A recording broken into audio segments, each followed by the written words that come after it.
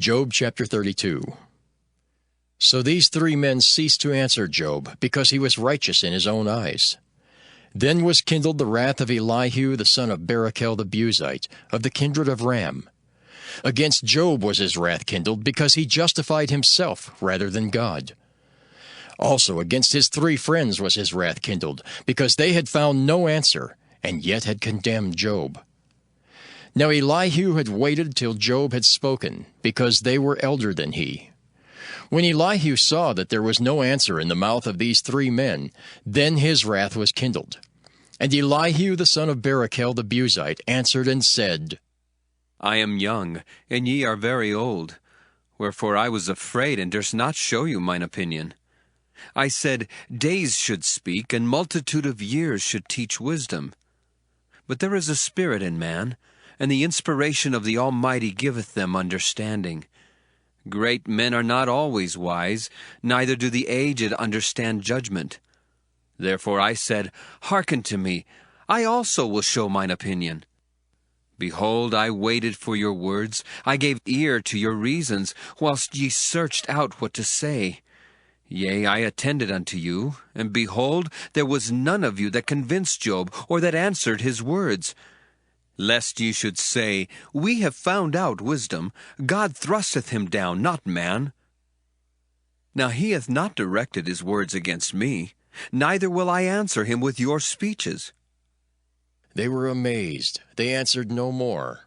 They left off speaking. When I had waited, for they spake not, but stood still, and answered no more. I said, I will answer also my part. I also will show mine opinion. For I am full of matter, the spirit within me constraineth me. Behold, my belly is as wine which hath no vent, it is ready to burst like new bottles. I will speak, that I may be refreshed. I will open my lips and answer. Let me not, I pray you, accept any man's person, neither let me give flattering titles unto man. For I know not to give flattering titles. In so doing, my Maker would soon take me away. Job chapter 33. Wherefore, Job, I pray thee, hear my speeches, and hearken to all my words. Behold, now I have opened my mouth, my tongue hath spoken in my mouth. My words shall be of the uprightness of my heart, and my lips shall utter knowledge clearly. The Spirit of God hath made me, and the breath of the Almighty hath given me life. If thou canst answer me, set thy words in order before me. Stand up. Behold, I am according to thy wish in God's stead. I also am formed out of the clay. Behold, my terror shall not make thee afraid, neither shall my hand be heavy upon thee. Surely thou hast spoken in mine hearing, and I have heard the voice of thy words, saying, I am clean, without transgression. I am innocent, neither is there iniquity in me. Behold, he findeth occasions against me. He counteth me for his enemy.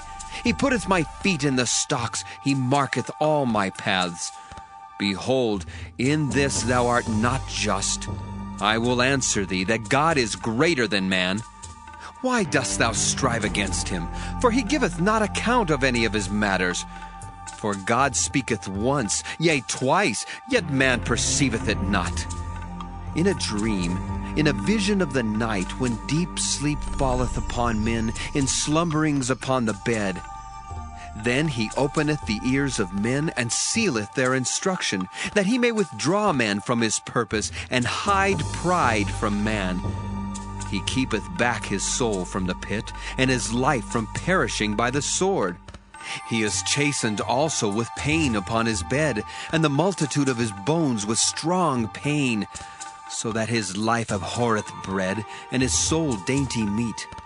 His flesh is consumed away, that it cannot be seen, and his bones that were not seen stick out. Yea, his soul draweth near unto the grave, and his life to the destroyers. If there be a messenger with him, an interpreter, one among 1,000, to show unto man his uprightness, then he is gracious unto him, and saith, Deliver him from going down to the pit. I have found a ransom. His flesh shall be fresher than a child's. He shall return to the days of his youth. He shall pray unto God, and he will be favorable unto him. And he shall see his face with joy, for he will render unto man his righteousness. He looketh upon men, and if any say, I have sinned, and perverted that which was right, and it profited me not, he will deliver his soul from going into the pit, and his life shall see the light. Lo, all these things worketh God oftentimes with man, to bring back his soul from the pit, to be enlightened with the light of the living. Mark well, O Job, hearken unto me. Hold thy peace, and I will speak. If thou hast anything to say, answer me. Speak, for I desire to justify thee. If not, hearken unto me. Hold thy peace, and I shall teach thee wisdom. Job chapter 34. Furthermore, Elihu answered and said, Hear my words, O ye wise men, and give ear unto me, ye that have knowledge. For the ear trieth words, as the mouth tasteth meat. Let us choose to us judgment. Let us know among ourselves what is good. For Job hath said, I am righteous, and God hath taken away my judgment. Should I lie against my right? My wound is incurable without transgression. What man is like Job, who drinketh up scorning like water, which goeth in company with the workers of iniquity, and walketh with wicked men? For he hath said, It profiteth a man nothing that he should delight himself with God. Therefore hearken unto me, ye men of understanding. Far be it from God that he should do wickedness, and from the Almighty that he should commit iniquity. For the work of a man shall he render unto him, and cause every man to find according to his ways. Yea, surely God will not do wickedly, neither will the Almighty pervert judgment. Who hath given him a charge over the earth, or who hath disposed the whole world? If he set his heart upon man, if he gather unto himself his spirit and his breath, all flesh shall perish together, and man shall turn again unto dust. If now thou hast understanding, hear this, hearken to the voice of my words. Shall even he that hateth right govern? And wilt thou condemn him that is most just? Is it fit to say to a king, Thou art wicked, and to princes, Ye are ungodly? How much less to him that accepteth not the persons of princes, nor regardeth the rich more than the poor? For they all are the work of his hands. In a moment shall they die, and the people shall be troubled at midnight and pass away, and the mighty shall be taken away without hand. For his eyes are upon the ways of man, and he seeth all his goings. There is no darkness, nor shadow of death where the workers of iniquity may hide themselves. For he will not lay upon man more than right, that he should enter into judgment with God. He shall break in pieces mighty men without number, and set others in their stead. Therefore he knoweth their works, and he overturneth them in the night, so that they are destroyed. He striketh them as wicked men in the open sight of others, because they turned back from him, and would not consider any of his ways, so that they caused the cry of the poor to come unto him, and he heareth the cry of the afflicted.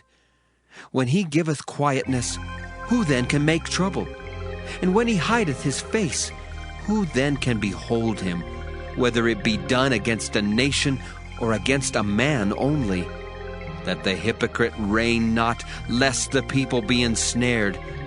Surely it is meet to be said unto God, I have borne chastisement, I will not offend any more. That which I see not, teach thou me. If I have done iniquity, I will do no more. Should it be according to thy mind, he will recompense it, whether thou refuse or whether thou choose, and not I. Therefore speak what thou knowest. Let men of understanding tell me, and let a wise man hearken unto me. Job hath spoken without knowledge, and his words were without wisdom. My desire is that Job may be tried unto the end because of his answers for wicked men, For he addeth rebellion unto his sin. He clappeth his hands among us, and multiplieth his words against God.